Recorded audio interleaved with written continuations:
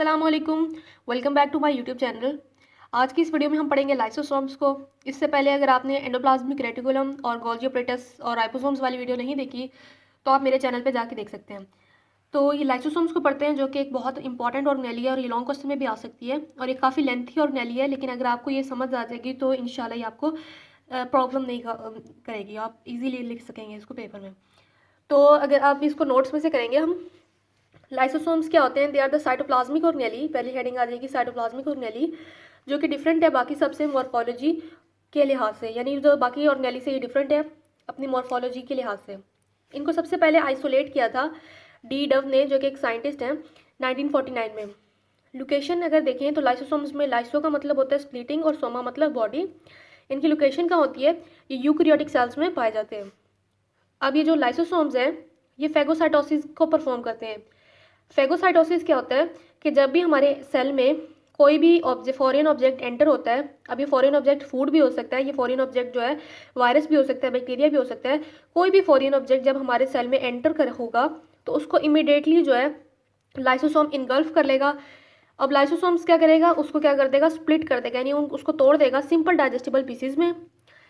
और इस प्रोसेस को हम कहते हैं फेगोसाइटोसिस, यानी eating process of the cell. तो लाइसोसोम्स ने क्या करना है? उस फॉरेन ऑब्जेक्ट को इनगल्फ करना है और उसको ब्रेक डाउन कर देगा स्मॉल पीसीज में, जो कि डाइजेस्टिबल होंगे। डाइजेस्टिबल पीसीज का ये फायदा होगा कि वो सोर्स ऑफ एनर्जी के तौर पर यूज हो जाएंगे। खैर, इस प्रोसेस को हम कहते हैं फेगोसाइटोसिस। अब हम देखते हैं कि लाइसोसोम की अबंडेंस किस में है। तो इनकी अबंडेंस उन एनिमल सेल्स में है जो क्या परफॉर्म करते हैं? Phagocytic activity. यानी हमारे पास जो ऐसे सेल्स बॉडी में जिन्होंने फेगोसाइटोसिस वाली एक्टिविटी परफॉर्म करनी हो, उनमें लाइसोसोम्स ज़्यादा होते हैं। अब वो कौन कौन से सेल्स हैं? मिसाल के तौर पे मोनोसाइट्स, टी लिम्फोसाइट्स, न्यूट्रोफिल्स, ये सारे जो सेल्स हैं जो कि डिफेंड करते हैं बॉडी को, तो उन सेल्स में उन्होंने, यह जाहिर सी बात है, उन्होंने डिफेंड करना है, तो उन्होंने वो जो है उनमें ये लाइसोसोम्स जो है अबंडेंट होते हैं। अगर हम इनका स्ट्रक्चर देखें तो इनकी सिंगल मेम्ब्रेन बाउंड ऑर्गेनेली है ये, यानी इसके इर्द गिर्द एक ही मेम्ब्रेन होती है। बहुत सारी ऐसी ऑर्गेनेलीज हैं जो कि डबल मेम्ब्रेन होती है, लेकिन जो लाइसोसोम है ये सिंगल मेम्ब्रेन है। अब लाइसोसोम्स में एंजाइम्स पाए जाते हैं जिसकी वजह से ये फेगोसाइटोसिस वाली एक्टिविटी को परफॉर्म कर पाते हैं। अब वो कौन से एंजाइम्स हैं? Lysosomes are simple sacs rich in acid phosphatases. इसमें एसिड फॉस्फोटेसिस एंजाइम होते हैं और बहुत सारे हाइड्रोलाइटिक एंजाइम होते हैं। अब हाइड्रोलाइटिक एंजाइम ऐसे एंजाइम्स को कहते हैं जो कि वर्क करते हैं वाटर की प्रेजेंस में। हाइड्रो मतलब वाटर, लाइटिक मतलब ब्रेकडाउन, यानी ऐसे एंजाइम जो कि वाटर की मौजूदगी में ब्रेकडाउन कॉज करते हैं, वो वाले एंजाइम्स जो है लाइसोसोम्स में पाए जाते हैं। साथ साथ एसिड फॉस्फोटेसिस भी पाया जाता है।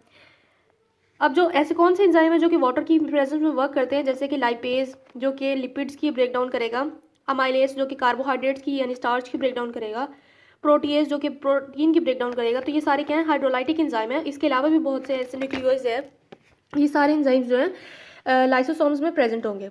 अब हम देखते हैं कि ये जो एंजाइम्स हैं जो लाइसोसोम्स में प्रेजेंट हैं वो कहाँ बन रहे हैं। तो सिंथेसिस ऑफ लाइसोसोमल एंजाइम्स को देखेंगे तो ये जो एंजाइम्स होते हैं हमारे पास, हमें हर एंजाइम जो होता है वो रफ एंडोप्लाज्मिक रेटिकुलम भी बना रहा होता है, जो कि हमने सबसे पहले पढ़ा था कि रफ एंडोप्लाज्मिक रेटिकुलम के पास क्या होते हैं? राइबोसोम्स, जिसकी वजह से वो क्या बना रहे होते हैं? प्रोटीन्स बना रहे होते हैं या फिर एंजाइम्स बना रहे होते हैं। तो एंजाइम्स जो होंगे वो आर बनाएंगे और फर्दर उनको प्रोसेस कहाँ किया जाएगा? गोल्जी ऑपरेटस में, यानी वो प्रोसेस होंगे गोल्जी ऑपरेटस में। अभी जो प्रोसेस्ड एंजाइम्स हैं वो गोल्जी ऑपरेटस में से जब निकलेंगे तो उनको कहेंगे गोल्जी वेसिकल्स, या फिर हम उनका नाम देंगे प्राइमरी लाइसोसोम्स का। इस बात को हमने पहले भी पढ़ा था कि जो वेसिकल्स गोल्जी ऑपरेटस में से निकलती हैं उनको हम गोल्जी वेसिकल्स कहते हैं या फिर प्राइमरी लाइसोसोम।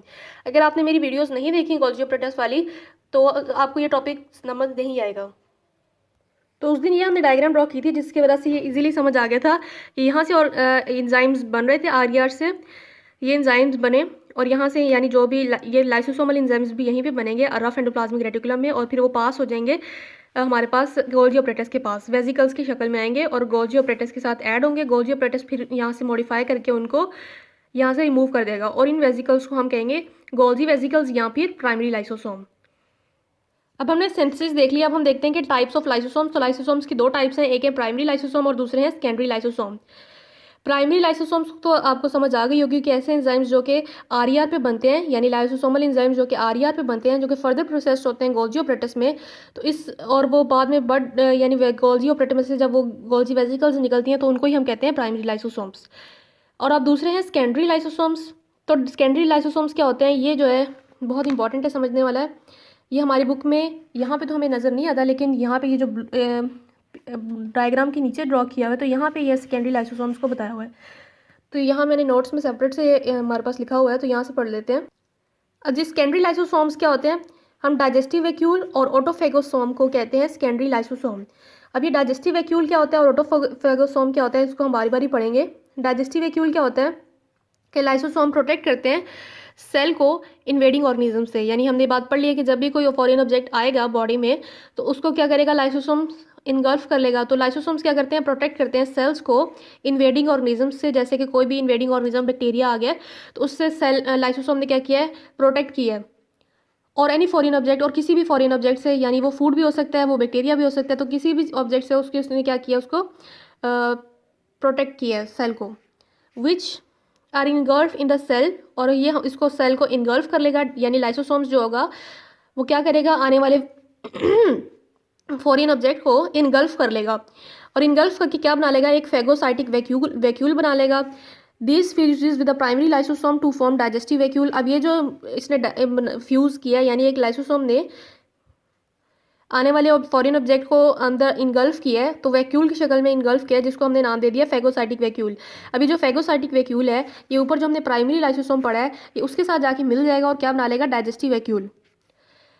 और इसी को, ये डाइजेस्टिव वैक्यूल क्या है, एक सेकेंडरी लाइसोसोम है। और डाइजेस्टिव वैक्यूल में क्या होगा, बहुत सारे ऐसे एंजाइम्स होंगे जो डाइजेस्ट कर देंगे various component of the vacuole. Vacuole के बहुत से जो कंपोनेंट्स होंगे, अगर यानी बैक्टीरिया होगा तो उसके जो बहुत सारे पार्ट्स होंगे उनको वो लाइसोसोम्स जो है वो क्या कर देगा, डाइजेस्ट कर लेगा। क्यों, क्योंकि उसके पास लाइसोसोमल एंजाइम है। तो जो भी चीज़ होगी, फूड होगा या फिर जो भी चीज़ होगी, फॉरेन ऑब्जेक्ट, बैक्टीरिया, वायरस जो भी होगा, तो उसको क्या कर देगा, लाइसोसोम जो है इनगल्फ करके उसके बाद डाइजेस्ट कर देगा। इसके लिए आपको एक और मज़ीद डायग्राम देखनी पड़ेगी कि ये मैंने ड्रॉ किए हुए endoplasmic reticulum rough and smooth, उसमें से वेजिकल्स निकली, जिसको हमने कहा था कि ये ट्रांसपोर्ट वेजिकल्स फ्रॉम SCR, और वो जाके फ्यूज़ हो गई गोल्जी ऑपरेटस के साथ। ये एक रफ डायग्राम है जो कि आपने पेपर में ड्रॉ नहीं करनी, जस्ट ये आपको समझाने के लिए, ठीक है। ये पेपर में आपने सिर्फ बुक वाली ड्रॉ करनी है। इसके अलावा जो होगा, ये क्या करेगा, फ्यूज़ हो जाएगा इस गोल्जी ऑपरेटस के साथ। गोल्जी ऑपरेटस से यहाँ पे वेजिकल्स निकली और उनको नाम दे दिया प्राइमरी लाइसोसोम्स का। अच्छा, यहाँ पे बन गए प्राइमरी लाइसोसोम्स। अब यहाँ पे जो है ना, ये सेल की बाउंड्री है, जिसको हम कहेंगे सेल मेम्ब्रेन। सेल मेम्ब्रेन से यहाँ पे आया है पैथोजन, कोई भी हो सकता है, फॉरेन ऑब्जेक्ट, फूड भी हो सकता है, कोई और वो भी हो सकता है, बैक्टीरिया भी हो सकता है। और वो क्या आएगा, वैक्यूल की शक्ल में अंदर आया, और इस वैक्यूल को हम कहेंगे फेगोसाइटिक वैक्यूल, क्योंकि ये देखें ना, यहाँ से पैथोजन आया, उसके जो होगी मेम्ब्रेन जो होगी वो इसके साथ फ्यूज़ होगी और ये एक वैक्यूल की शक्ल में अंदर आएगा सेल के अंदर। ये सेल के अंदर आ रहा है, तो इसको हमने नाम दे दिया कि ये क्या है, फेगोसाइटिक वैक्यूल या फिर फेगोसाइटोज्ड वैक्यूल। अब यहाँ पे आया, ये फेगोसाइटिक वैक्यूल आ गया और वहाँ से आ गया प्राइमरी लाइसोसोम्स, तो ये दोनों मिलके क्या बना लेंगे, डाइजेस्टिव वैक्यूल या फिर सेकेंडरी लाइसोसोम। डाइजेस्टिव वैक्यूल को हम क्या कहते हैं, सेकेंडरी लाइसोसोम कहते हैं।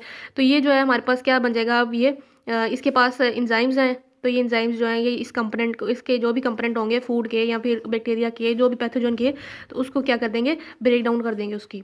तो ये हो गया हमारे पास digestive vacuole. It's very simple.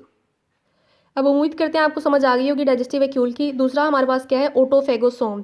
Sometimes under abnormal conditions, for example starvation or as normal physiological processes, the part of the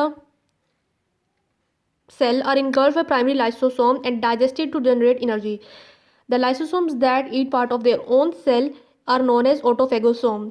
अब क्या हो गया, अब नॉर्मल कंडीशंस आ गई हैं, जैसे कि स्टारवेशन हो गई है या फिर नॉर्मल फिजियोलॉजिकल प्रोसेस चल रहा है, बॉडी में कोई नॉर्मल प्रोसेस चल रहा है आपका, तो उसमें क्या होगा कि प्राइमरी लाइसोसोम्स अपने ही नॉर्मल सेल्स को ही किल करने लग जाएगा, उनको डाइजेस्ट करने लग जाएगा। अब कोई नॉर्मल चीज़ों को डाइजेस्ट करेगा ताकि वो जनरेट कर सके एनर्जी को, तो उसका क्या, उसने क्या किया, एक रिवर्स प्रोसेस कर लिया, जिसको कहते हैं ऑटोफेगोसोम, कि उसमें वो अपने ही पार्ट्स को that eat parts of their own cell, अपने ही सेल्स को क्या करने लग जाता है, ईट करने लग जाता है ताकि वो एनर्जी को जनरेट कर सके। तो इस प्रोसेस को कहते हैं ऑटोफेगोसोम या फिर सेकेंडरी लाइसोसोम। जैसे अगर यही प्राइमरी लाइसोसोम जो था, यहाँ से माइटोकॉन्ड्रिया या फिर ओल्ड बोर्न आउट माइटोकॉन्ड्रिया को जो है अगर इनगल्फ कर लेगा, तो उसको कहेंगे कि ये क्या बन गया, प्राइमरी लाइसोसोम ने इनगल्फ कर लिया है माइटोकॉन्ड्रिया को, तो इसको कहेंगे ऑटोफेगोसोम या फिर सेकेंडरी लाइसोसोम। सेकेंडरी मतलब इसीलिए क्योंकि इसके साथ प्राइमरी फ्यूज हो जाएगा, तो इस वजह से इसको सेकेंडरी कहेंगे।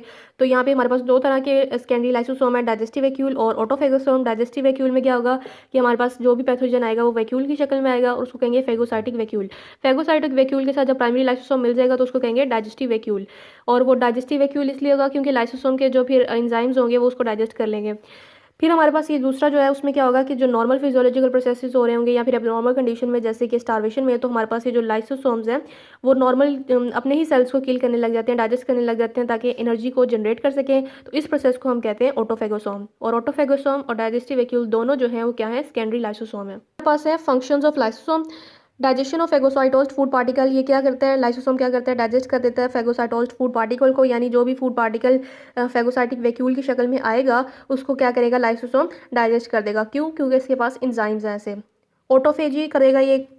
ऑटोफेजी में क्या होता है कि जो सेल्फ ईटिंग ये होती है कि जो हमारे पास ओल्ड वॉर्न आउट पार्ट्स हैं सेल के, यानी जो ख़राब हो गए हैं, उनको क्या करेगा, ये डाइजेस्ट कर देगा और इससे क्या होगा कि मटेरियल जो है सेल का रिसाइकल हो जाएगा और सेल में बी रीन्यूड। उसके अलावा जो है ऑटोफेजी एक इंपॉर्टेंट शॉर्ट क्वेश्चन है। अब हमारे पास आ जाएगा डीजनरेशन करता है ये सेल्स की। डीजनरेशन कैसे करता है कि इनके एंजाइम्स होते हैं वो कॉज करते हैं डीजनरेशन सेल की, जैसे कि डेवलपमेंटल प्रोसेसेस में होता है। डीजनरेशन इस तरह होती है कि हमारे पास बहुत सारे ऐसे स्ट्रक्चर्स होते हैं जो कि एम्ब्रियो में होते हैं, लेकिन बाद में जो है लाइसोसोम उनको डीजनरेट कर देता है, यानी उनको रिमूव कर देता है। एक्स्ट्रा सेलुलर डाइजेशन कैसी होती है कि लाइसोसोम जो अपने एंजाइम्स जो है एक्स्ट्रा सेलुलर डाइजेशन में भी इन्वॉल्व करता है, यानी अपने एंजाइम्स को बाहर फेंकता है और फिर वहाँ से जो है डाइजेशन वो फिर जाके करते हैं, तो इसलिए कहते हैं extra cellular digestion. Storage diseases हैं, ये बहुत इंपॉर्टेंट शॉर्ट क्वेश्चन है कि several congenital diseases have been found to be due to the accumulation within the cell of substances such as glycogen और various glycolipids, these are called storage diseases. यानी किसी की भी accumulation की वजह से होगी जो भी डिजीज़, तो वो एक्युमुलेशन किस चीज़ की हो सकती है, ग्लाइकोजन की भी एक्सेसिव अमाउंट अगर हो जाएगी तो भी वो स्टोरेज डिजीज़ होगी, और ग्लाइकोलिपिड भी अगर एक्सेस हो जाएगा अमाउंट में, एक्सेस अमाउंट में एक्युमुलेट हो जाएगा तो वो भी एक स्टोरेज डिजीज़ बन जाएगी। तो कॉजेज़ क्या है इसकी, कॉज क्या है, इसकी कॉज ये होगी कि म्यूटेशन हो जाएगी। म्यूटेशन की वजह से क्या होगा कि जो लाइसोसोमल एंजाइम है जो कि इन्वॉल्व हो रहे थे इनकी कैटाबोलिज्म में, वो जब उनको ब्रेक डाउन नहीं करेंगे तो वो क्या हो जाएंगे, एक्युमुलेट होते रहेंगे। यानी किसी चीज़ की अगर कैटाबोलिज्म ना हो रही हो, किसी चीज़ को उसकी ब्रेक डाउन ना हो रही हो, तो वो क्या होने लग जाती है, एक्युमुलेट होने लग जाती है। तो इस वजह से जो है हमारे पास स्टोरेज डिजीज़ होती हैं जब लाइसोसोमल एंजाइम्स की म्यूटेशन हो जाए, यानी उनमें कोई एरर हो जाए। अब कुछ स्टोरेज डिजीज की एग्जांपल दी हुई है, जैसे कि ग्लाइकोजेनेसिस टाइप 2 डिजीज, नाम से पता चल रहा है इसमें क्या एक्युमुलेट हो जाएगा, ग्लाइकोजन एक्युमुलेट हो जाएगा। क्यों? क्योंकि इन ग्लाइकोजेनेसिस टाइप 2 डिजीज लीवर और मसल जो होंगे वो ग्लाइकोजन से फिल हो जाएंगे with in membrane bound organelle. इस एंजाइम में ऐसा होगा कि ऐसा एंजाइम जो कि ग्लाइकोजन को तोड़ता है ग्लूकोज में, वो एब्सेंट होगा। तो इसकी वजह से जो ग्लाइकोजन जो होगा वो एक्युमुलेट होने लग जाएगा और ये हमारे पास एक डिजीज़ हो जाएगी, स्टोरेज डिजीज, इसलिए क्योंकि यहाँ पे स्टोरेज हो रही है ग्लाइकोजन की। तो इसको कहेंगे ग्लाइकोजेनेसिस टाइप 2 डिजीज, जिसमें एंजाइम एब्सेंट है, ऐसा एंजाइम जिसने ग्लाइकोजन को तोड़ना था ग्लूकोज में, और ग्लूकोज में अगर वो टूट जाता तो एनर्जी मिल जानी थी, लेकिन वो टूट ही नहीं रहा। तो इस वजह से ग्लाइकोजन एक्युमुलेट हो गया और इस डिजीज़ को कहते हैं ग्लाइकोजेनेसिस टाइप 2 डिजीज़। दूसरी disease, number of storage disease, about 20 such diseases are known this days. 20 such disease ऐसे हैं जो कि हमारे पास एंजाइम की एब्सेंस की वजह से हो रही हैं। एक उनमें से एक और है टेस्ट सच डिजीज़। इसमें क्या होता है, is because of an enzyme, ये हमारे पास ऐसे एंजाइम्स की एब्सेंस की वजह से होती है जो कि लिपिड्स की कैटाबॉलिज्म करते हैं, यानी लिपिड्स को ब्रेक डाउन करते हैं। तो अब अगर लिपिड्स की ब्रेक डाउन नहीं होगी तो हमारे पास कौन सी डिजीज़ हो जाएगी, टेस्ट सच डिजीज़।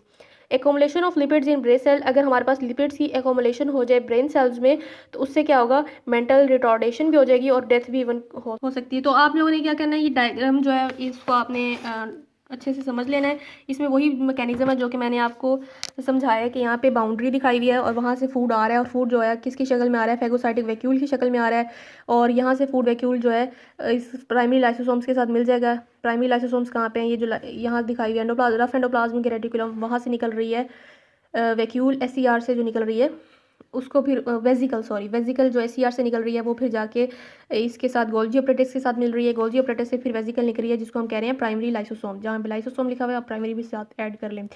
तो ये जो होगा फूड यहाँ से आ गया और यहाँ से प्राइमरी लाइसोसोम आ गया, दोनों मिल गया और क्या बन गया, डाइजेस्टिव वैक्यूल, और इसको हम क्या कहते हैं, सेकेंडरी लाइसोसोम। उसकी डाइजेशन हो जाएगी फिर। और दूसरी तरफ उन्होंने दिखाया है कि जो हमारे पास लाइसोसोम जो है इनगल्फ कर सकता है डैमेज्ड ऑर्गेनेल्स को, जैसे कि वॉन ओल्ड ऑर्गेनेल माइटोकॉन्ड्रिया, उसको इनगल्फ कर लेगा और इसको कहेगा ऑटोफेगोसोम। तो ये हमारे पास उसकी भी डाइजेशन कर देगा। तो ये क्या बन जाएगा, ऑटोफेगोसोम या फिर सेकेंडरी लाइसोसोम। तो इंशाल्लाह आपको ये टॉपिक समझ आ जाएगा। इसके नोट्स जो है मैं उसका लिंक जो है ग्रुप का जो फेसबुक पेज का है लिंक जो मैं डिस्क्रिप्शन में डाल दूँगी, आप वहाँ से जाके नोट्स को ले सकते हैं और चैप्टर को तैयार कर सकते हैं।